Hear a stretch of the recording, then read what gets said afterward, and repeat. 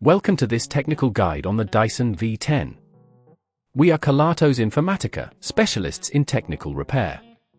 We collect your device from your doorstep, carry out a free diagnosis, and send you a quote before any repair. No phone calls, no trips to the shop. We are based at Calle Joaquín María López 26, Madrid. Convenient, transparent and professional. Link in the description. If the trigger on your Dyson V10 isn't working, it can be quite frustrating. This issue often arises due to wear and tear or a buildup of dust and debris in the mechanism. If left unfixed, it can lead to further damage, making your vacuum unusable. To get started on this repair, you will need a few tools, a Phillips screwdriver, a flathead screwdriver, and some compressed air to clean out any dust. First, ensure your device is switched off and unplugged. Start by removing the battery from your Dyson V10. To do this, locate the battery release button, press it, and gently pull the battery away from the main body. Next, use your Phillips screwdriver to remove the screws securing the top casing.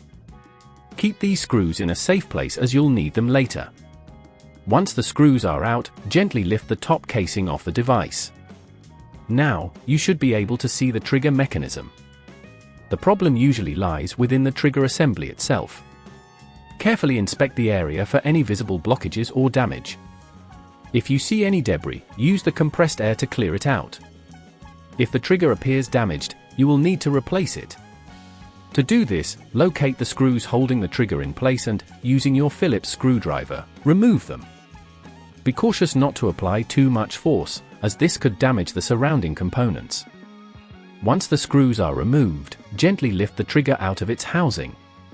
Take your new trigger and place it in the same position as the old one. Secure it with the screws you just removed, ensuring they are tightened but not over-tightened. If at this point you feel it's getting too tricky, remember that at Kelatos we collect your device from your door and return it fully repaired. Once the trigger is securely in place, reposition the top casing and reattach it with the screws you set aside earlier. Finally, reinsert the battery, and switch on your Dyson V10 to test if the trigger is functioning properly. If it works, congratulations on your successful repair. To help prevent this issue from recurring, make sure to regularly clean your Dyson V10, especially around the trigger area. Regular maintenance can help avoid dust buildup and prolong the life of your vacuum. If you'd rather not risk damaging your device, at Kelatos we collect, repair and deliver back to your door anywhere in the UK. Link in the description.